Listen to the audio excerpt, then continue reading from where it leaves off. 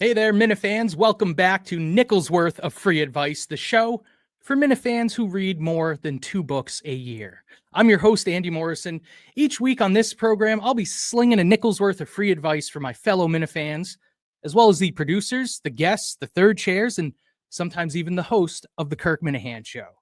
For example, a nickel's worth of free advice for Ziggy, Red, and Sheldon. Bring back the rundown, you dummies.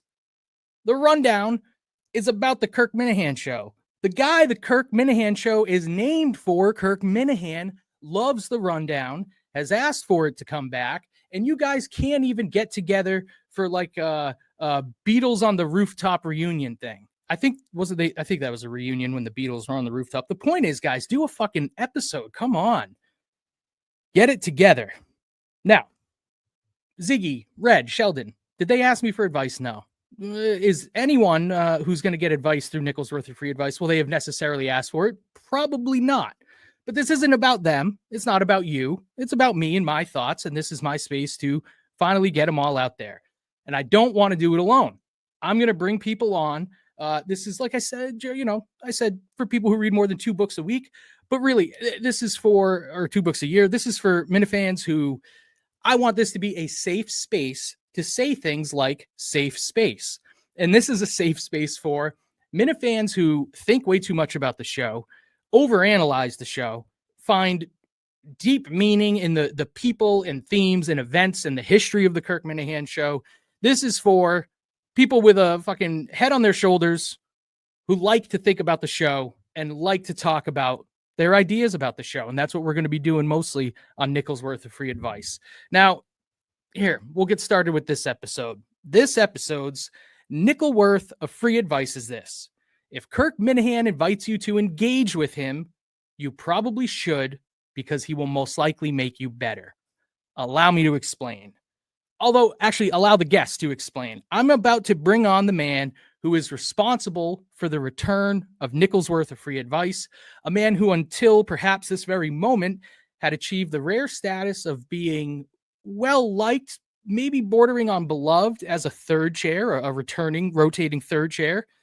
This is a guy who recently shared his theory about Kirk Minahan and making people better, and it was so thought-provoking, it lodged itself in my head, and I kept thinking about it, and I'm going to share an image with you. Some of you, if you follow me on Twitter, you may have seen this.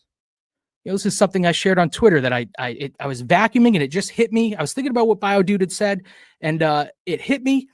And I sat down and I scribbled this out, kind of like a Kirky kind of coaching tree thing. And I realized, wow, you really can look at so many people he's worked with that you could say working with him has made him better in certain ways. So it is Bio Dude who inceptioned me with this idea. So the first thing we're going to do on the return of Nickel's Worth of Free Advice is we are going to welcome the one and only Bio Dude to the stage. Bio Dude, thank you for joining us. Thank you. Thank you for having me. It's the theory itself has been something that I've been carrying around for a long time. I talk about it to anybody that'll listen, anybody that's in the world, because I really do believe that Kirk is a generational talent in the sense that there's only a few of these type of personalities that come around every 10 years or so, or maybe 20 years even. So what are some other examples of generational talent in any other industry or field? Just to help me wrap my head around it. Well, I think Rush Limbaugh is a great example. I think Howard Stern in his peak was another great example. I'm using radio people because that's sort of my wheelhouse. But maybe Elon Musk with rocket ships, it's a person that brings the best out in other people. And it doesn't have to be just like being nice or anything like that. It's the everything about that person either could cause you to be scared that you're going to disappoint them, or scared that you're going to upset them, or wanting to be around them more because you just see that they bring out more in people, and they do. And these type of people absolutely do. So I know who Rush Limbaugh is, and I'm familiar with Stern, but I wasn't a fan. But I know that he's the closest, the comparison to Kirk, and Kirk has said he was a hero and is close to what he was doing back then. But it's interesting in both those cases. You said it doesn't necessarily mean being nice. You don't have to necessarily be nice to the people around you to make them better. Yeah, like I think fear goes a long way, and not wanting to disappoint, not wanting to upset are all motivating factors in some of the people that we may get to talk about today. But like your coaching tree, everybody on there, I could arguably say was better when they were working with Kirk than when they're not working with Kirk. Their production is better. Yeah, and let me tell you a little bit of why this stuck out to me and was so interesting. So if you don't know Biodude, for my profession, I'm a teacher, but I don't teach in a school. I teach corporate training, and I'm self-employed. And so the field I work in is sometimes called the talent development field, basically helping people develop skills that they can apply at work. And in my field, there's sometimes I find in the kind of popular school of thought in talent development, there's a lot of emphasis on being nice. Mm-hmm.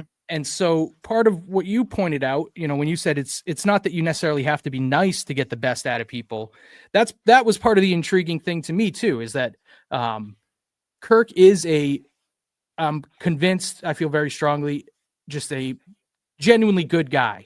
The scale tips towards good guy for him, but his persona and the show and the way that things happen on the show could, reasonably be considered not nice. Like it's he has a hyperbolic ball busting, and it's raw and it's real. And there are times. So that's the intriguing part to me, is how can this guy who, breaks every single rule in my world where I come from, he breaks all the rules, but still is achieving what people in my world say you have to follow these rules in order to achieve. He makes everyone around him better without necessarily being a touchy-feely, super nice guy about it. Well, there's two thoughts I have on that. One is like your world, there's a lot of team building. There's a lot of doing group activities that are team building to sort of bond or whatever. And with Kirk, or with people sort of like Kirk, sometimes it's not the team building aspect that people need. It's not even the coaching that people need. It's just sort of an underlying sense that if they fuck up, they're going to really pay. And Kirk also, while I agree, I think he's a nice guy, a genuine guy. He's kind of bipolar, or at the very least, he has wild swings at times, and that can incentivize you to just do your best. Yeah, so it's kind of the carrot or the stick. Yeah, exactly. And so I think because he is a genuinely nice guy, he gets a little bit of both most of the time. See, and there are times where I think with Kirk, part of the it's like the show he's created. Because when I say interact with Kirk and engage with Kirk, it also means engage with him through the show. So that the show itself is kind of a player in all this, mm-hmm. And Kirk's the ringmaster of it. But the show itself will really put people through the ringer in a way that I could think you could say is that's using the stick. You make a mistake, there's going to be an hour of callers calling in and shitting on you in a way that no one has ever shit on you in your entire life. And you could see that as the stick.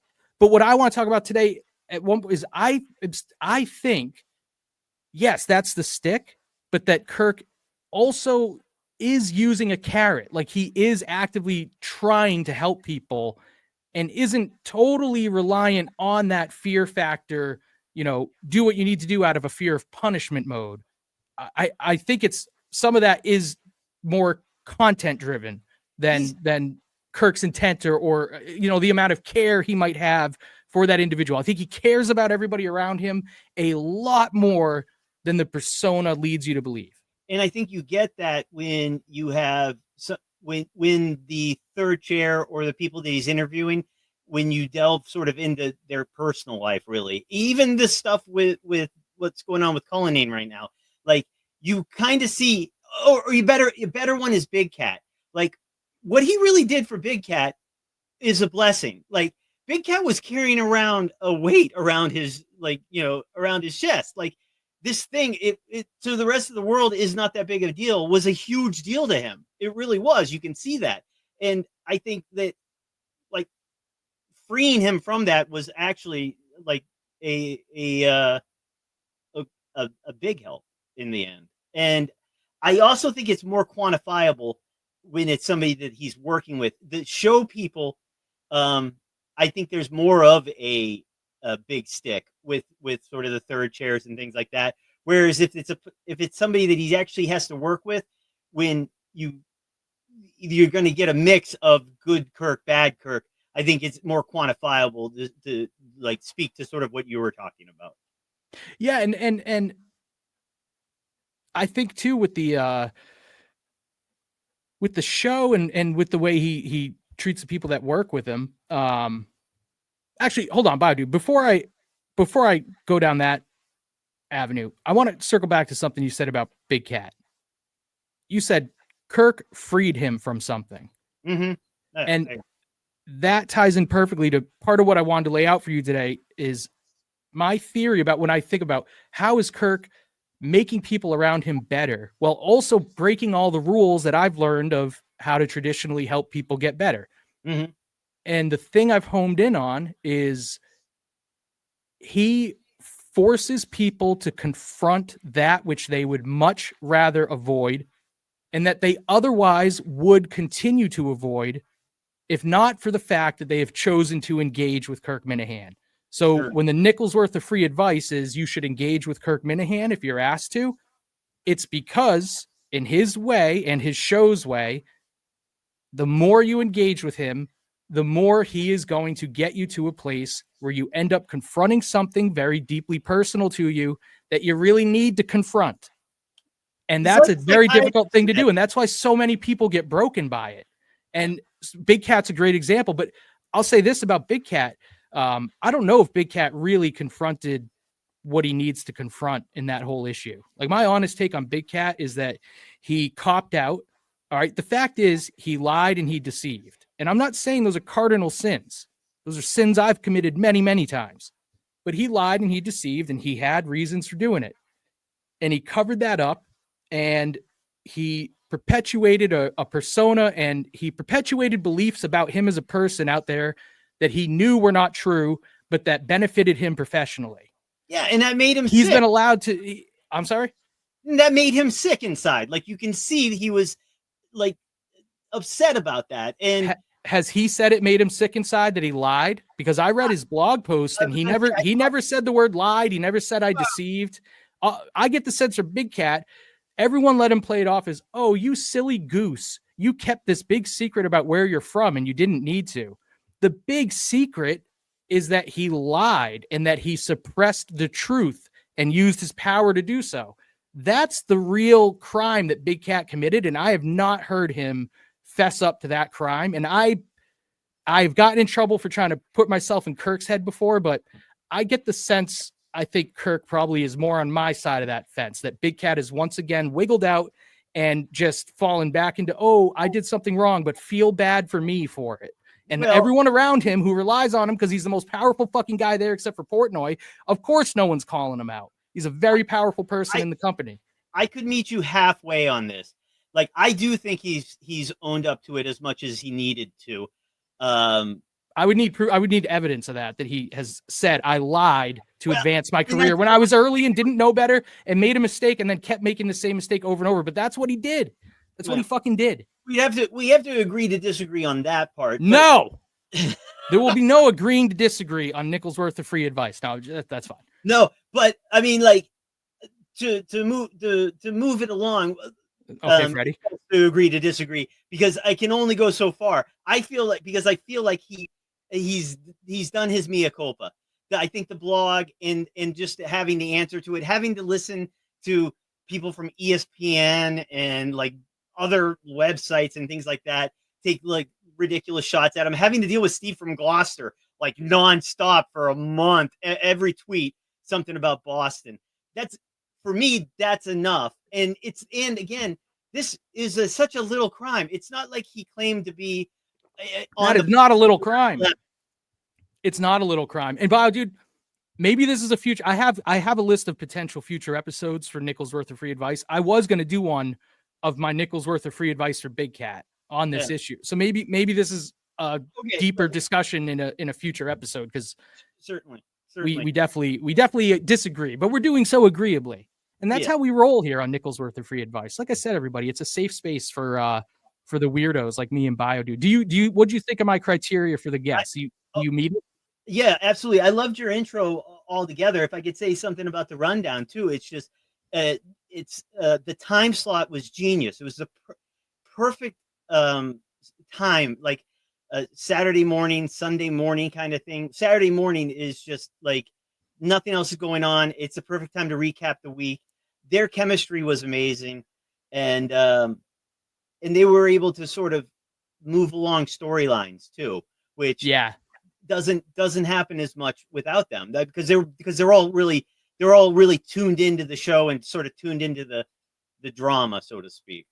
So I miss them too. I love those guys. Yeah. Sheldon doesn't like me, but I think if I met Sheldon, I bet we'd hit it off. But I love Ziggy and Red.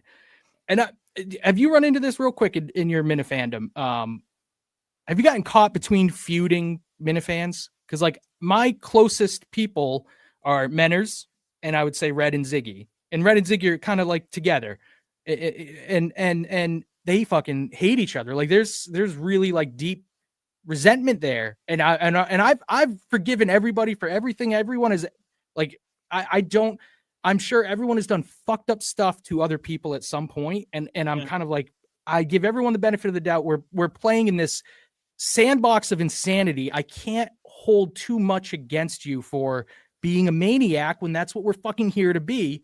Right. I mean, it's tough. It's tough. Crazy has a home, hate has a home. I have run into it. I think one of the funniest one is this thing between Sig and Montana.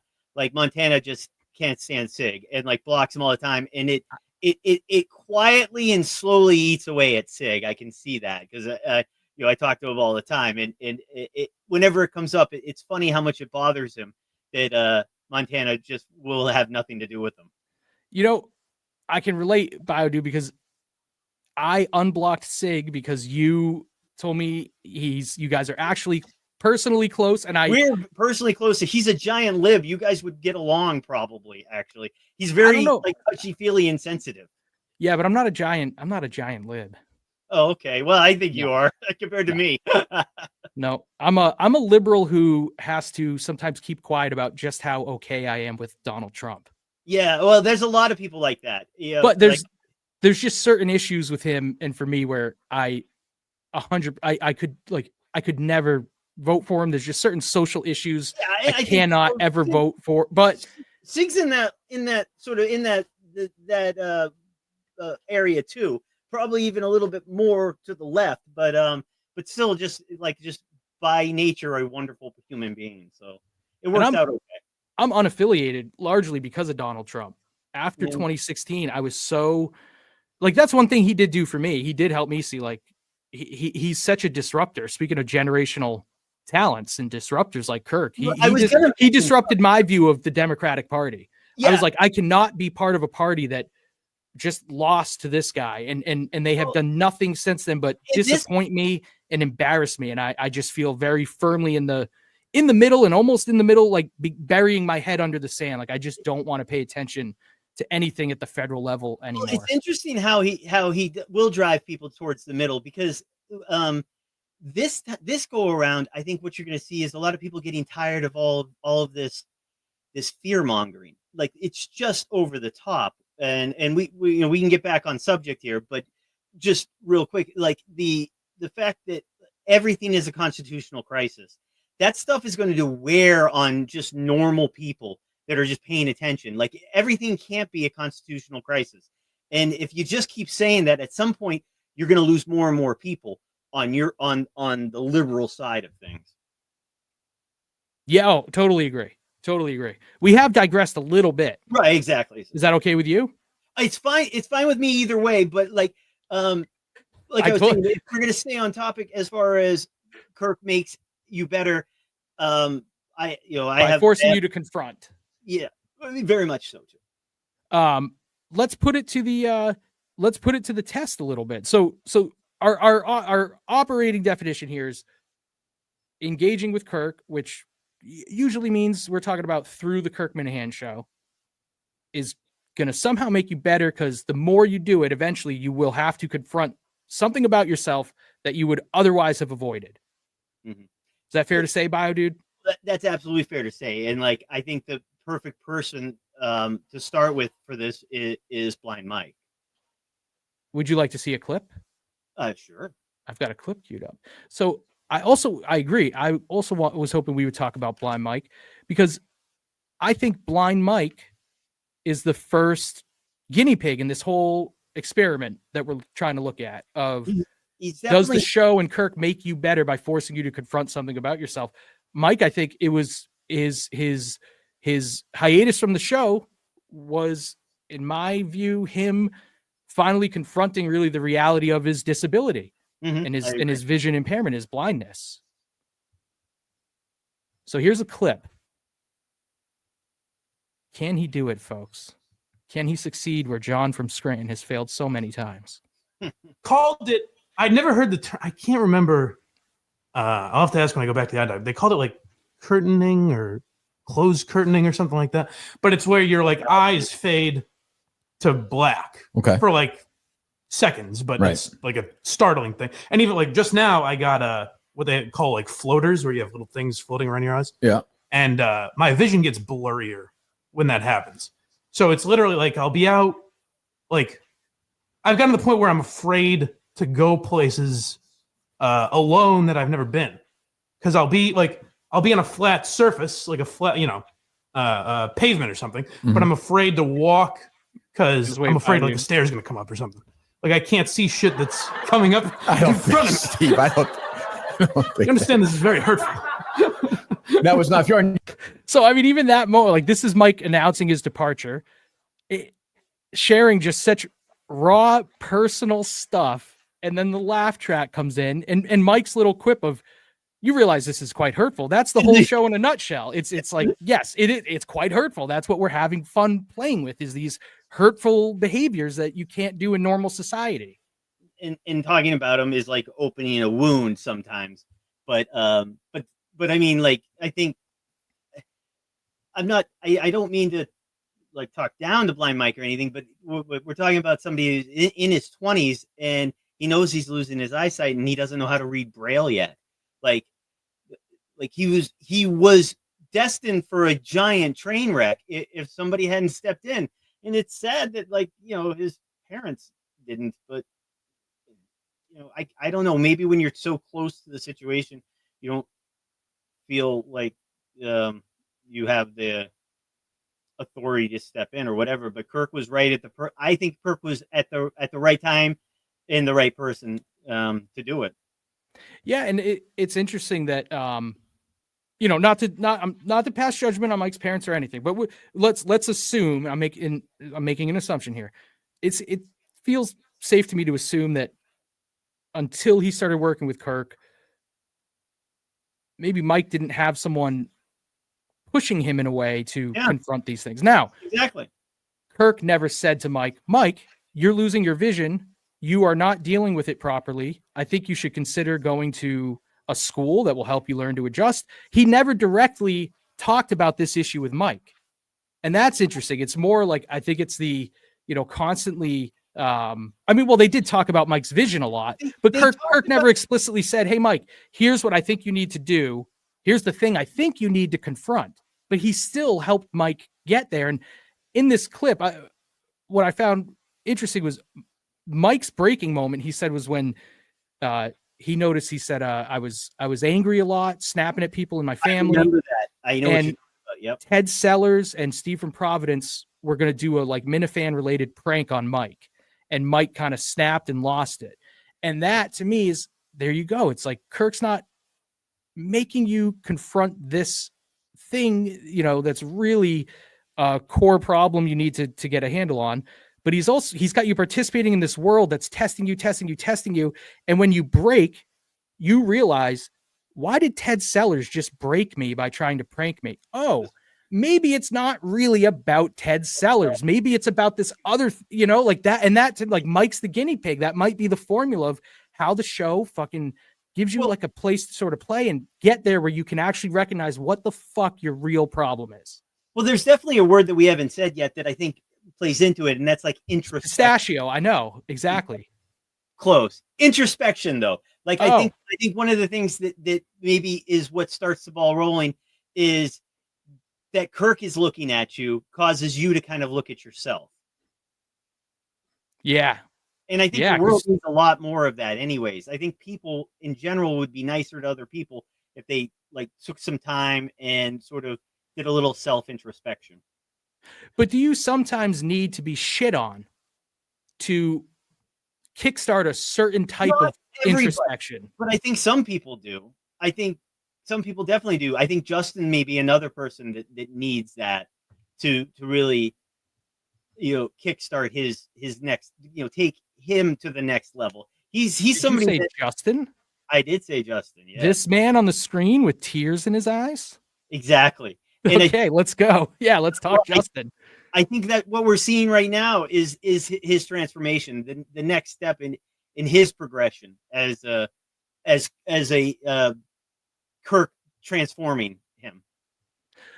And I agree. And that image of Justin crying, okay, that is, and look at Dave laugh. Like, that image encapsulates the show. This is the show. This guy genuinely crying by confronting something like deeply personal, and then someone else watching him do it and just fucking laughing at it. Exactly. Which to an outsider might appear barbaric and cruel.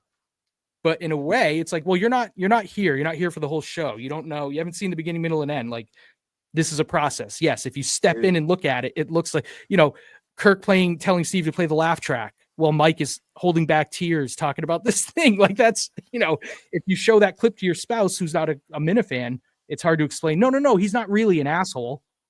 Right. Oh, it's very hard to explain. It's very much. Yeah. So Justin, next phase. Justin's first phase with the show. Bye, dude. Remember, he used to say he wouldn't be a producer because it would break him. Mm-hmm. Yeah, and he couldn't do it. He couldn't mentally do it. Yep.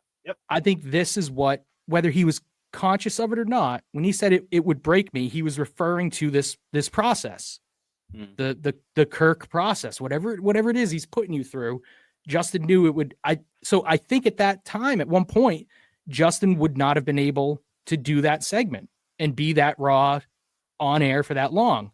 So the fact that he's now able to, he's confronted that fear that the show would break him. I don't know what else could happen to break him. That's pretty rough stuff he went through, but he's stronger now. He can handle it now. I don't know if there's a way we can put a number to it, but he's been working with his therapist for how long? I think Kirk has done more, and I've seen jokes about it. Kirk has done more in the time that he's been with him than his therapist has in however long he's been with him. So, I mean, like, again, another person that my theory rings true to. As far as absolutely. And another one is, so there's a pattern there where with Blind Mike, like you said, some people, Kirk's not necessarily going to be the coach. Mm-hmm. So he makes you confront it. And then I think then people go and get additional help elsewhere. That's fair. Mike went to the school. Mike's been in therapy. I know Justin's therapy is questionable, but I think Justin going off and working, getting real big boy jobs, managing Grill on the Hill, which people laugh at, but you're an asshole if you laugh at that. Like, managing anything is not easy. It does like managing a fucking hot dog stand at a golf course. I could think of one in fucking Thompson that's slammed. Like, that's not easy. Massachusetts to go to Monster Jams and serve ice cream. None of that's easy to do. I respect anybody that has a hustle like that. And I think also sort of the ribbing and the whatever he's getting from Kirk and a little bit from the show, though, should factor into better therapy sessions, I would hope, as well. Sort of Kirk pointing out, talking about football all the time with your therapist isn't fixing anything. Like that will eventually settle in, I would hope. Yeah, and I think that's Kirk's specific role. He's not the coach. He's not necessarily going to help you directly get through it and talk about it, whatever it is for you, but he's going to make you look at it and talk about it and help you get to the realization like, oh, I got to work on this thing. Okay, so we've talked about like people that that Kirk had to sort of beat into betterness. Let's talk about somebody that was sort of his peer, and I think elevated to another level. Oh, never mind. Can't be Mut then. I was going to go Jerry. I was going towards Jerry because I think Kirk did a lot of beating with Mut too. Jerry, at the beginning, Kirk sort of saw Jerry as an equal, or maybe even like a older brother figure, maybe. And so it's interesting that when Kirk got involved with Dennis and Callahan, they became like not just the #1 show in Boston, but #1 show by a mile. And that was there's a perfect example of him not beating Jerry Callahan into becoming better, but just this is where it comes into the generational talent, his ideas and his thoughts about how the show needed to go, and being able to work with two personalities that were, I mean, think about those personalities. They had dominated Boston radio. Dennis had dominated, maybe dominated is a little much, but he had a successful sports career on TV as well. And you have this essentially kid from their perspective coming in and just saying, I'm not going to do it this way. This isn't good. This isn't good. It's very impressive. Yeah, I think that's an interesting category to look at, is people he didn't have direct authority over, because you can't really use the stick sometimes if you don't have authority over him. So yeah, it's more about influence than control. And I agree. I think, I don't like Jerry Callahan. I would listen to Jerry and Kirk religiously. It's because of Kirk, but it also, like, the only times I've ever liked Jerry was when he's with Kirk, because Kirk gets that out of him, the kind of human side of him. Without Kirk, that's another great point too. Yeah, Jerry's not a human without Kirk. He's just he's like an algorithm for right-wing stuff. Yeah, he's a right-wing mouthpiece. He's like reading. You can sort of predict what he's going to say as far as that stuff goes. Yeah, and that's boring. Yeah, and he's like a lot of people, he's boring without Kirk. I think that's fair. And that's something probably Jerry's not confronting about himself. I think Kirk always was pushing Jerry. I mean, it proved out in the end. Jerry was always much more willing to go with the flow than Kirk was. He was happy to play rebel, but then as soon as being the rebel actually meant your ass might be in the fire, Jerry made sure to get the fuck away from the fire and played ball, did whatever Entercom wanted. And, so I think the thing is, I think probably the lesson Kirk learned at EEI was, he's a visionary, and that's a douchebag term. But all I mean is, some people have a vision and are worth being given the resources to execute that vision. And his entire career has been him proving, just give this fucking guy the keys and let him drive the bus and get out of the way. And he's going to set the bus on fire. He's going to stink the bus in a swamp and kill everybody on it, and then fill it up with new fans and a new bus and drive that in a new direct. Like, whatever the fuck he wants to do, you let him do. I think you called it generational talent, visionary. Some people just deserve to have full autonomy and creative control over what they're doing. I thought Kirk was going to change like sports journalism too. Like recently, I think he's been waylaid with whatever this is, the Netflix, the case stuff. But like, I think in the back of his head, like really shaking up sports media journalism is sort of not it. It would be like a pet project for him. And I saw that sort of coming, and then it seemed to get put on hold because of the case stuff. Oh, I agree. Yeah, I think he definitely could shake them up, and he's a disruptor. Your point about his colleagues and his influence over them. Who I think might have a lot to say about that is Tom Shattuck. Yeah. Because have you ever heard Shattuck? I don't know where I heard him recently, but Shattuck was talking to someone, and it was just interesting to get the perspective of like a guy in Boston and New England media talking about Kirk's arrival on the scene and just how disruptive he was really interesting, because it made me think about, oh yeah, it's not just the people that were also at EEI or in the Intercom building with him. It's kind of everybody in this industry had to pay attention to the way this guy was shaking everything up. And I would bet a lot of them, like Tom, I would think Tom is either on record already saying this or would come on and say it. Tom's whole, hey, everybody, here's a peek behind the curtain, good, bad, and ugly of me and my wife's life. I bet Kirk influenced that. If Kirk Minahan had not arrived at EEI, I wonder how forthcoming Tom Shattuck would be with that type of stuff. Oh yeah, no, I think that Tom would be much more like in the vein of sort of a political version of Jerry Gresh, if not Jerry, but of Gresh, if it wasn't for Kirk and his influence on media in general. And that's don't see too much of that.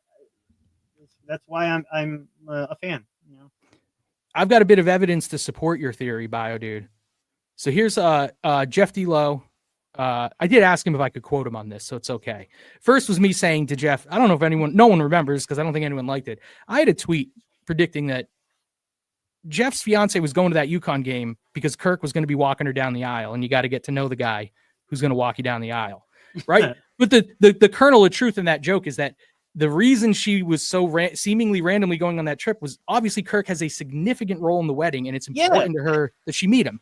Anyway, he needs anecdotes. He needs anecdotes for the wedding. Oh yeah, and if they've never done anything together, they're like, I got a nickel's worth of free advice coming up. I'll do an episode on that whole situation. But the important part is, I asked Jeff, would you say Kirk had a positive effect on your professional growth? And he said, yes, he has.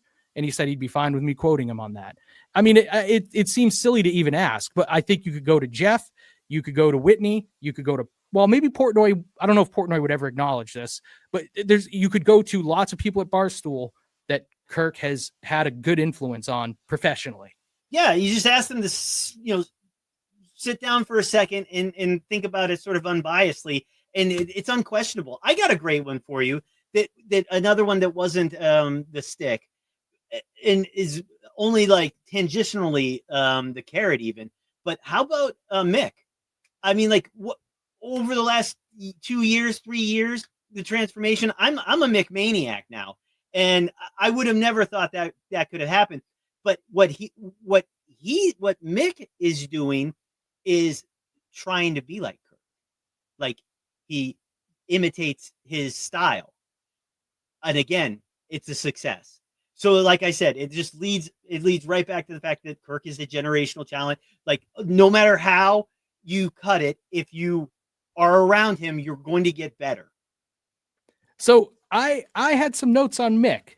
So are you saying Mick, it's already worked with Mick? The transformation has occurred? Where do you think he is? Like where Justin is. I think that, it's interesting that they had the beef, that they're sort of the same, they're sort of in a very similar place. I think Mick is actually a little bit ahead as far as just becoming more of something. Interesting. So I agree that Mick is making progress. I disagree that he is. I have the opposite take as to who has made more progress than the other. Okay, well, I would say look at the.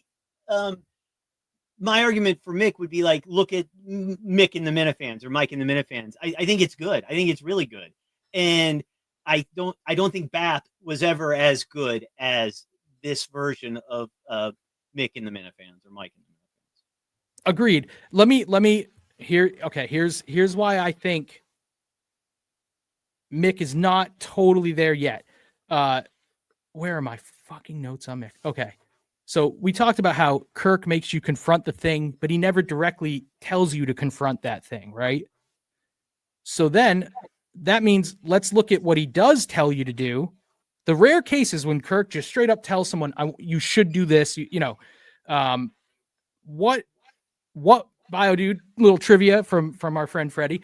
What was Kirk's goal that he stated to Mick for the year? What's the thing that Kirk wants Mick to do in 2025? Stick with everything. Stick with it. Stick with something and not quit on something. So when I figure what's the subtext of that, if Kirk doesn't tell you to directly confront the thing you need to confront, but he does tell you, I want you to finish something this year without quitting. What is he indirectly alluding to that needs to be confronted? In my opinion, with Mick, I think that's speaking to the fact that Mick has kind of like a victimhood mentality and is emotionally volatile, which leads to a pattern with him of, you attacked me, I quit. That's Mick's go-to. Look what he did when they asked me to give him a proposal for the workshop training.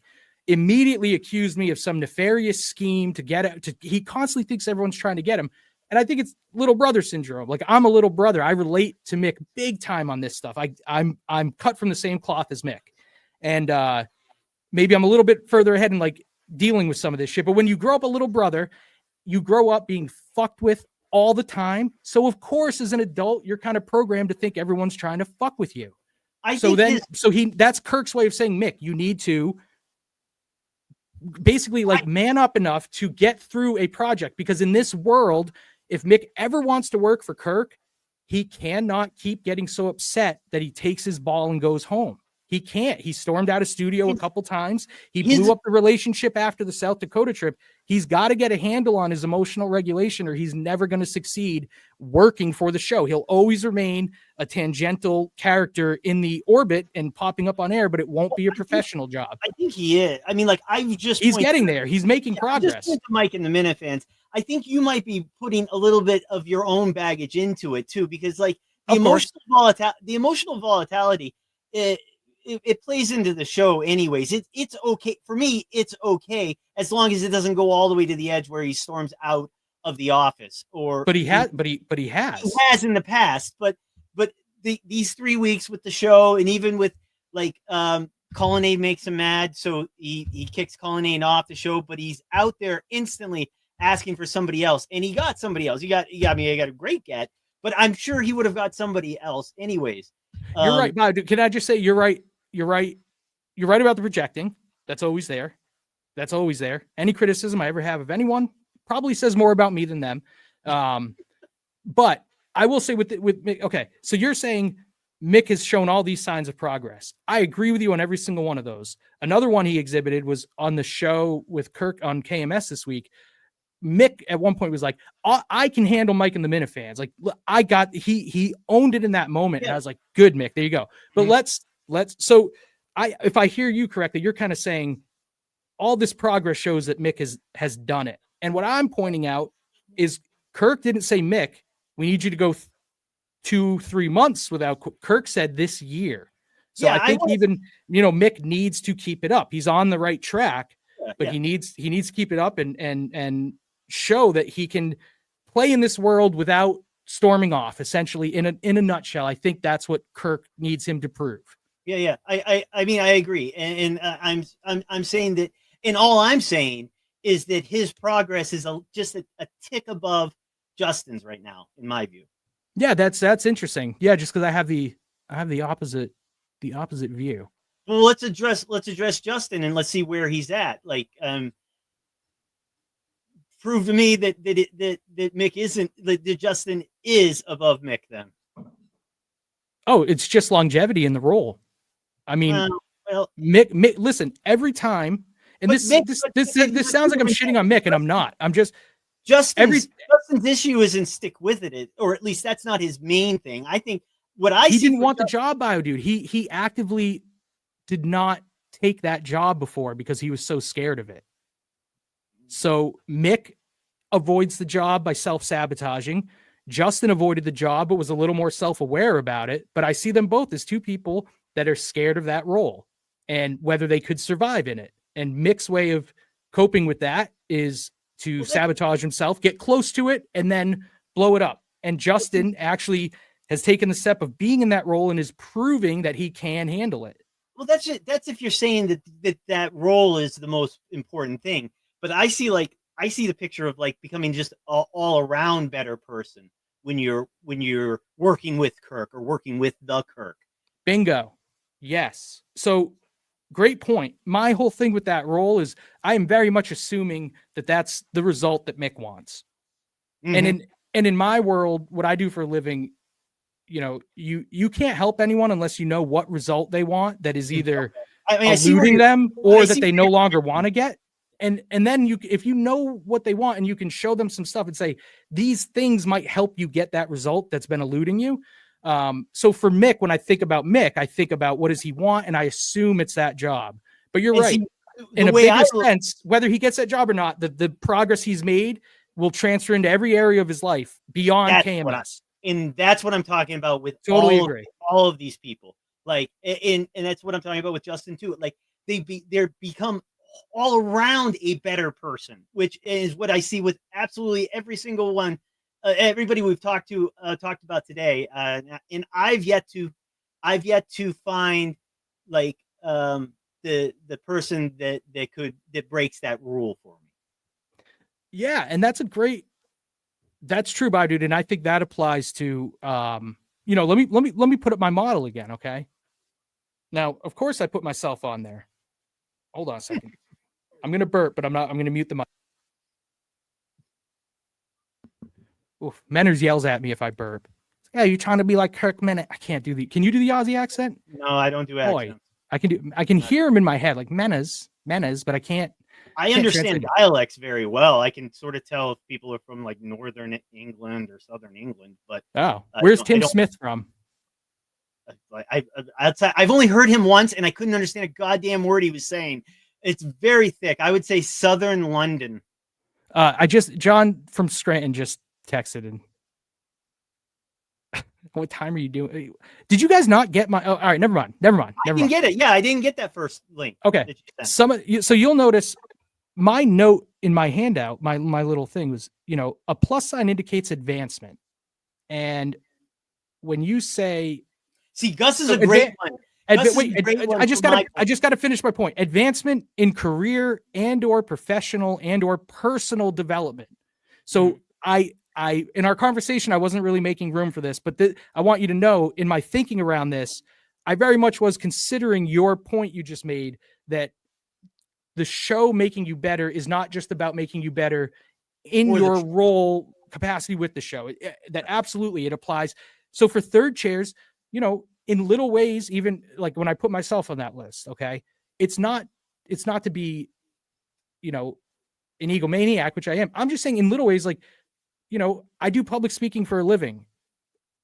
Getting my dick kicked in on KMS and doing some like just scary stuff. Like, they asked me to go on the stage in Plymouth and get booed for 10 minutes. And it was, nobody gave a shit. I was up there. It's the most mortified I've ever been, but I'm less scared about some professional situations because of it. Like in little ways, it's going to make people better just by engaging with it.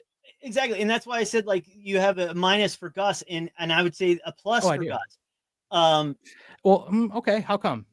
Because eventually he had to have sort of a come to Jesus moment as well. He has a real job now that he goes to every day. And I think that is that's like a huge jump. I would imagine asking his wife, she would say that him taking on a job, and not only that, but you can tell that he has pride in his job. He takes pictures, he shares the pictures with us, he goes to work every day. There's a certain sense of pride that you get from seeing that, or that you get coming from those tweets and stuff. And that to me is what I'm talking about a better individual for society in general.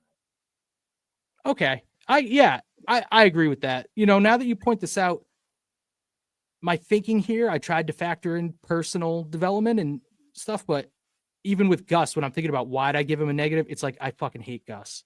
It's more like I hate that character now. Well, he lies a lot. It's harder for, it's very difficult. Gus seems like a genuinely nice person, but it's very difficult to get your head around a nice person that like lies. It's almost like Tourette's for him. You're right. Comes out. And that's a deal breaker for me. Like all the stuff that ever happened with Steve Robinson aside, my core issue with Steve Robinson is that I think he's a reflexive and oftentimes strategic liar. Yeah, he is a reflexive and strategic liar. That's true. And I can give him, I can look at back and say, well, that role he was in, his job kind of did require him to be that way. So maybe I don't know how much he relies on that in his personal. Dave is Dave's But a I reflexive. Dave, can't Dave handle is a liars. reflexive liar too. Well, in Dave's case, I think it's trying to protect. In Dave's case, if he is lying, quote unquote lying, I think it's always to protect someone that he's uncomfortable with the idea of them being the KMS lens being put on them. Well, So if he I lies think about his brother, it's because he Yeah. doesn't want them diving into that. that's a What do you recency. think he lies about? That's a recency bias. Just think. I think it's like little things like you know we're locked and loaded for the Plymouth show when he doesn't know if they're locked and loaded for the Plymouth show. He doesn't like putting me on a spot, but I if you gave me some time, I would come up with some other explanation or other examples. Well, I think the environment Kirk creates doesn't necessarily always facilitate total honesty from his employees.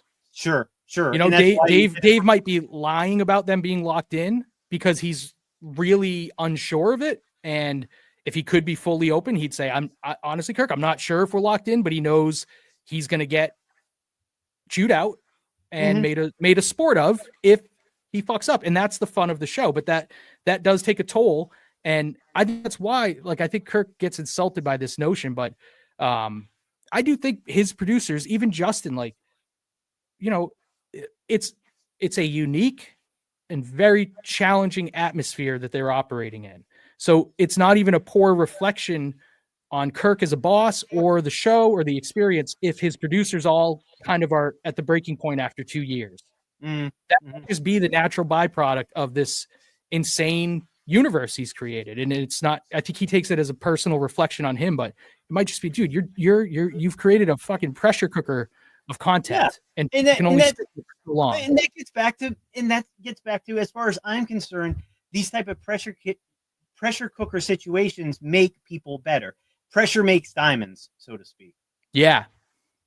Oh, there you go. I think we've said it all, Bio Dude. Let me see. Is there anyone else we were going to talk about Mutt? Can we talk about Mutt real quick? Sure. Mutt. It's a great picture.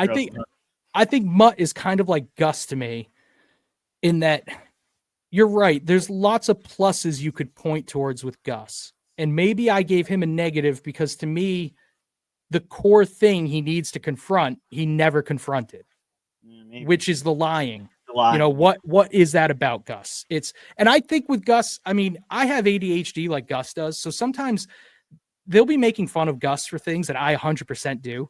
You know, like next, if I'm ever in Watertown again, they should look in the back. They should look in my car window. They make fun of me worse than like. It's not a bad point.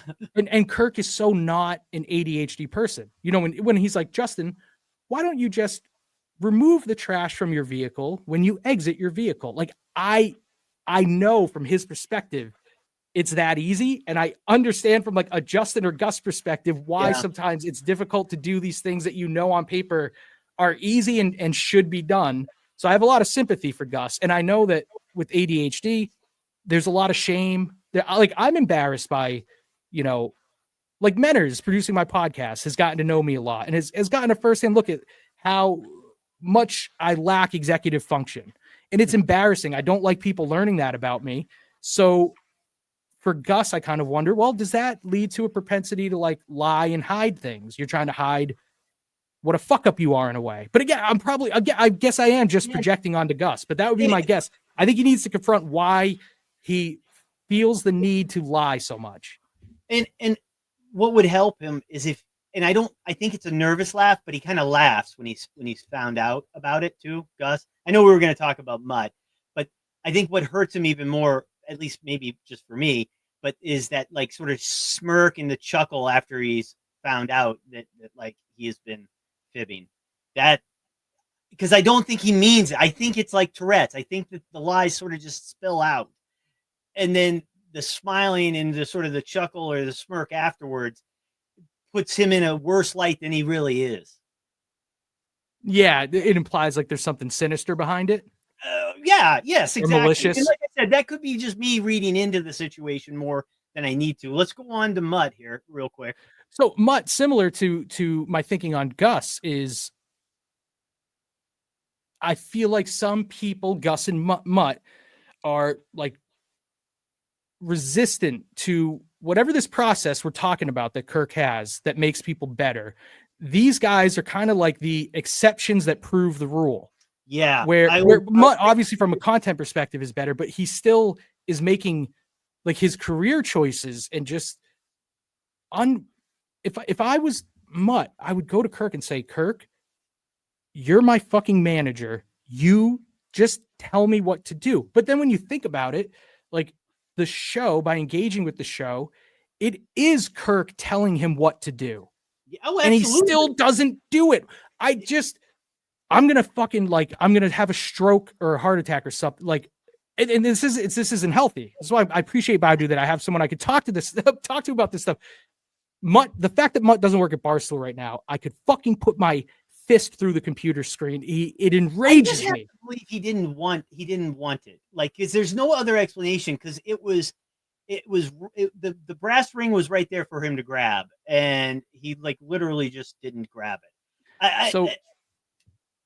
If I may, Bio Dude, I think if we think that everyone's got this thing they need to confront, I think possibly for Mutt, it's that he truly doesn't believe he could succeed at Barstool. I think he's scared of the sink or swim structure of working at Barstool. And that's a shame. And he needs to address it. That's a self-esteem issue. I think and it's going to keep holding him back. And Kirk can't fix that for you. He can only help you get to the point where you need to fucking confront it and deal with it. And that's funny. It's sad for Mutt because like people believed in him. Like he got the midday show. Like the midday show wasn't dying before Mutt and Lou. It started with Mutt and Lou, right? And then it was Mutt and 4A, I think. I think it started with Lou and Fourier. They fired Mutt. Lou and Fourier. Okay, Mutt moved to mornings, maybe. It was so the midday show was Fourier and Mutt at first. That doesn't even matter. Merloni and Mutt, then Fourier and Merloni. Okay, that's what I thought.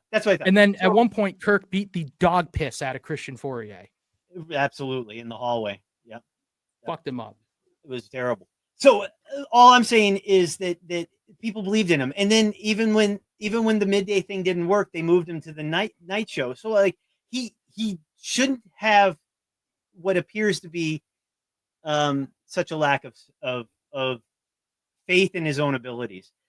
That being said, if the radio thing isn't radio is dying in general. He needs to find something else anyways.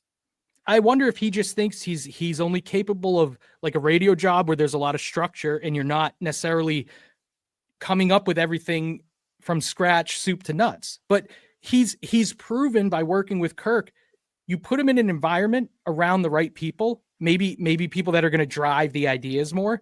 Mutt could thrive there. I mean, remember how fucking funny the ice machine thing was? Now, if he worked at Barstool, Portnoy might cut him a check and say, here, Mutt, here's $25,000 for the next 6 months. When I go on Twitter, I want to see videos about you running your ice machine business. Like Mutt needs to just take the leap and bet on himself and trust in Kirk and these other creative people who like him and want to work with him. And it would fucking work out for him. He'd do excellent. And it would certainly work out better, I would think, than what he's doing now. But again, Nick, I don't know what he wants necessarily. I like to see him back with the bomber. I think that's funny, and there's content there to be had. I think if he wants to make it something like podcast, radio, that type of thing, there needs to be a little bit more consistency. That's all I would say about it. Like, yeah. I mean, consistent. I mean, yeah. I guess I don't know what success looks like in that realm, in the gambling realm. Well, I think there's a lot of room in the gambling realm, but like we just got done saying, like the perfect spot for him was Barstool. I'm sorry. You're right, Bio Dude. As you said that, you're right. We do know what the fucking, if you're Mutt doing content in gambling, you want to end up at Barstool. And he got offered a fucking Barstool. So and I don't want to say this because I sometimes accidentally like open doors into people's personal lives and I feel bad later. So I'll just say with Mutt, you never know. You just never know. You never know. There might be a really valid reason. That was the big joke for a while, like they owed money to Mohegan Sun and stuff like that. I don't. Oh, I'm not even saying that. I'm just saying, like you just never know with people. It could be like well, I don't want to, I'm not even speculating. I'm just saying, like, for me, like, I may say, you know what? I'd love to work at Barstool, but I don't think it would be the best thing for my kids for me to be in New York City. Oh, But that's maybe fair. I don't want to share that reason with Kirk's audience. Yeah, You that's a great So point. then you're left in this position where you're the guy who inexplicably, unexplainably is refusing to go work at Barstool when you have a legitimate reason, but you just don't feel like you can share it publicly. I try to always be open to that. Well, and at the very end, we should also say, like, he gave a reason that is legitimate enough. I mean, some people would say, like, that's honorable to, like, you made an agreement with somebody. Oh. I know, I don't feel that way. You clearly don't feel that way. I'm just saying, at the very least, if we're throwing all this out, we should explain that he did give a reason, and it's as valid as it's going to be. But for some people, I do believe some people do take that stuff very, very seriously. You know, it's a great point. I think it's such a bad reason that I automatically assume it can't be genuine. But maybe Right. Mutt really just maybe he just as I said once, maybe he just fucked the dog that badly. Just screwed the pooch. It's hard for me too, but I understand people with sort of that mindset. Yeah, no, I get that. I would, if I had a gig, like, sometimes I work with like nonprofits. So I might have a gig where I'm not going to make as much money. And then I could go work for like a corporation for that same day. They want the same date, but I would be like, well, no, I'm sorry. Like, I know it's financially not the best, but I committed to these people. It's just there's just a giant difference when it's like if the other, it's a fucking life-changing. You're right. You're right. In my case, it would be like, having something planned with the local library for one day, but a mega corporation says, well, we could use you every day for 5 years and give you $10 million to do it. That's right. And I'm like, well, I don't know. I kind of told the library I'd do something for some cookies to take home at the end of it. Yeah. Well, Bio Dude, listen, as promised, we kept it tight. 25 minutes back to back twice. So we're there. We're at the end. I actually told Bio Dude at the beginning, I was like, I'm going to try to rein myself in on this show. How'd I do, Bio Dude? Did I step on you a lot? No, not at all. And I think we stayed sort of to the topic pretty well, Yeah. So I'm pleased. And when we deviated, it was me. It was me. But yeah, that's what I told Bio Dude is 20-25 minutes is great. But I said, as long as we're on the topic and if we're actually having a great conversation about it, which I feel we did, then fuck it. We'll go as long as it takes. So the point today, folks, the nickel's worth of free advice. If Kirk Minahan invites you to engage with him in his show, you should consider it because you will probably be made better as a result. And we have Bio Dude to thank for this revelation. All right, Bio Dude, what are you reading right now? It's called Chasing the Wild Pendulum. What's that about? It's this guy's philosophy on sort of trying to explain quantum physics and how they don't the quantum physics don't match up with regular physics very well, and he's trying to unify them, but not in a mathematical way. He's trying to unify them in more of a like almost new agey kind of way. It's pretty it's really interesting. Can a layman wrap their head around? Oh yeah, he didn't even go to high school. But he became like this biomedical engineer, which is my field, and had a lot to do with inventing something to do with the catheter and a lot of other devices, as a matter of fact. And then in his travels, he got into quantum physics, but more of the sort of the philosophical side of it. And interesting. You're a biomedical engineer. Well, that's my training. I just repair the stuff. I don't engineer it. Oh, okay. All the stuff I engineer is hobby wise. My profession is more fixing it. Okay. I did promise Jeff, you may have seen in that DM, I told Jeff I would pick a doodad that's in the shot with you there and ask you to explain it. What is the piece of paper over your left shoulder that's got some stuff? What is that a constellation chart? That is a constellation chart, yeah. What do you do with that, Bio Dude? Tell me about your stargazing. Well, I was trying to build a telescope that would automatically track the moon, so I could like take long exposures and Oh, okay. look. Actually, I was looking for the rover so that I could show it to Montana. You can find the rover with your telescope? No, I don't think I could, but I mean, like Oh. that's sort of the vein of the thought was taking pictures of the moon to sort of prove that we landed on the moon / look for aliens and things like that. Oh, okay. You know, but Montante's like it is noteworthy. Like, why haven't we gone back? But then right? like if you Google it, you know, I mean, maybe I was reading lies, but I read like exactly why NASA hasn't gone back. It's fucking expensive. The rockets, they don't make the rockets that they need anymore. They had to redesign. Like, it's a huge endeavor. So when I read that, I was like, oh, okay, that makes sense. But if you just say, yeah, that's true, why would we go once and never go back again? It must have been fake. Like, I can understand we went the like logic there. like 13 or 14 times actually. And then With people walking on the moon? Yeah. Well, I don't know if they all walked on the moon, but we went to the moon with people. I think there was 17 missions before they stopped. And the last mission, and they were there, and I do believe they walked on the moon. When they come home, that interview is weird. They're not happy to be like doing the interview. And I think they found some. I really do believe they found something up there. I don't know. Really? What. Yeah, I don't. I'm not saying they found aliens, but I think they found something that didn't jive with what our conventional science believes. Interesting. See, and you're smart. See, Bio, dude, you're smart. So like when you have a kind of a what could be dismissed as a crackpot theory, you're the kind of guy like, I want to pull that thread. I want to know, because I know you've got stuff behind it. Yeah. And I am saying they went to the moon, right? Like, I'm just saying that I think at some point they discovered something on the moon that just didn't sit well. What's the craziest thing you think our United States federal government is aware of and at the top most levels? Like, what's the most secretive thing? They didn't try and kill Trump. They absolutely let it happen, though. It's called lie hop. It's not just for this Trump thing. It's just a sort of a way of thinking. Let it happen on purpose.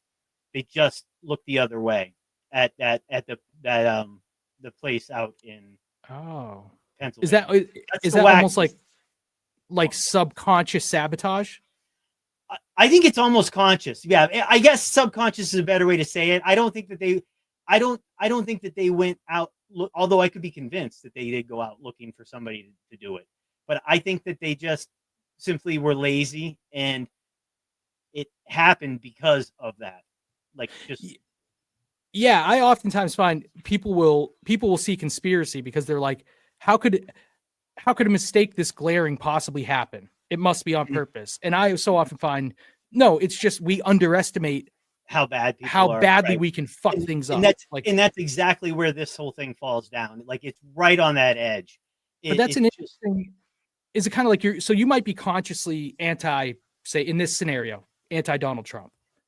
So you're like, you have a role in protecting them, but that feeds into your subconscious, or maybe you're dropping the ball in your capacity as who's supposed to help protect this person that you don't want to win this election. Exactly. That's exactly it. And I think an interesting premise. Yeah. All right, Bio dude, listen, would you do this again sometime? Anytime. I love talking about Kirk, and I love talking about myself. And listen, anytime, man, if you've got something tickling the old brain meat up there, I just disgusted myself with that phrase, but let me know if you've got an idea and you want to just come in and throw it at me and shoot the shit on it, or go back and forth a little bit like we did with this. I would love to do it anytime. Definitely keep it in mind. All right, Bio dude, you are. What'd you think of me saying you're a beloved third chair?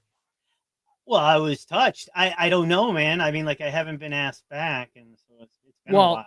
I just mean amongst the fans, because there's. Oh, well, I hope so. I certainly hope so. I mean, I don't mind mixing it up. I mean, we just spent the last hour talking about different people. I can't imagine any of them will be thrilled. But for the most part, I do like to be liked. The only one I think is Mick. And listen, that's a great point, Bio dude. Actually, I did mean to say this at some point in the show. This is a good time to do it. 1 hour and 10 minutes in. Anybody we talked about, like, I'm genuinely interested. Mick, maybe you could try to be cordial towards me. Like, I would love to have a conversation about it if you disagree with me. But yeah, Mike, like I said with Jeff D. Lowe, like I went right to the source. Yeah, Hey, I'd love to hear the input if they care. Yeah, if we got it wrong, let us know, or maybe we enlightened you. Maybe you say, I never thought of it, but you're right. The show's forced me to confront some things. If you disagree, we can hash it out on YouTube, or you can just call us names on Twitter. Yeah, I was gonna say everybody knows where to find me on Twitter. All right, Bio Dude. I appreciate it. Thank you very much. Thank you. All right, we'll see you again. All right, everybody. That is Nichols worth of free advice. Many thanks to Kirk Minahan for making this all possible, for creating the universe, the Kirk Minahan Show universe, and for whether you meant to or not, you help a lot of people. You make them better. You make them laugh every day. Blah, blah, blah, blah, blah. Like I said, you're a good guy. And I think a lot of us are better people because we're fans of yours. But even this is getting too schmaltzy even for me. We also need to thank our producer, John from Scranton, who during the show texted me to ask what time the show was happening. But we do love John. Great producer. I also want to thank our associate producer, Brando. Brando's not aware yet that he's an associate producer for Nichols Worth of Free Advice, but I would like to offer him the role. I don't have a job description. I don't know what exactly I'll be asking him to do for us, but if he wants to be associate producer, the role is his. He was born for it. He's the only person I could really see filling that associate producer role for Nichols Worth of Free Advice. And hold on a second. I feel like I'm forgetting someone I need to thank. No, that's it. Oh, and thanks to Bio Dude. So Bio Dude, super smart Minifan. If you haven't watched, Bio Dude and PRC did an episode of Kane's Corner. And I think it was a great dynamic for Kane, where Kane was kind of like the dummy, for lack of a better term, the dummy, with these two sort of idiosyncratic geniuses on. And it was just Kane getting his mind blown by the stuff they were telling him. That was super interesting. PRC is another guy I feel like you could have a conversation like this about. Just, people who think about shit too much, or what some people think is too much. And, people who think about it a lot and enjoy it and maybe want to have a space where you're not necessarily going to be called a fucking loser for caring about something as much as you do. That's kind of what I want to go for here. But that's the episode. All right. Oh, and thank you to Menners. Let me thank Menners, okay? Fucking Menners. Look, people don't like Menners, okay? We've got a 4 to 5 year window now in which Menners, whether you like his tactics or not, in my view, has shown a steadfast commitment to helping get Minifan content out there. I appreciate that from Menners. I've been doing some long drives to work this month, and I have a newfound appreciation for all Minifan content and for KMS, because there have been about 16 hours a week extra now where I need something to listen to. So I've been consuming everything. So thank you to everybody, Freddie, Mick's doing great with Mike and the Minifans. Mick's somebody that I really like. Like I said, I think Mick will get mad at me. He tends to get mad at me, and he just doesn't know me. He doesn't trust me yet. So I get it. He's guarded against my advice, which means I shouldn't give him advice, but that's how it is in my professional world. This is like I said, this is the sandbox where you get to just give unsolicited advice. But Mick is someone I would love to have come on here. Mick said the other day, what show was he on? Was it Mike and the Minifans with Menners? Yeah. And Mick said, 5 years ago, I didn't think I'd be on the Kirk Minahan show. And that was genuine sentiment. And like a gratitude he was expressing, and the stuff you're not supposed to express in the Minifan world. But I would love to pick Mick's brain a little bit more about this. Like, what effect do you think your participation in this podcast that you're such a fan of, what effect has it had on you as a person? Like, I would love to have that conversation with Mick, and really anybody else who ever wanted to have it. But that'll be for future episodes. All right, this has been Better Work Days. No, shit, that's my work podcast. This is Nichols Worth of Free Advice. See you later.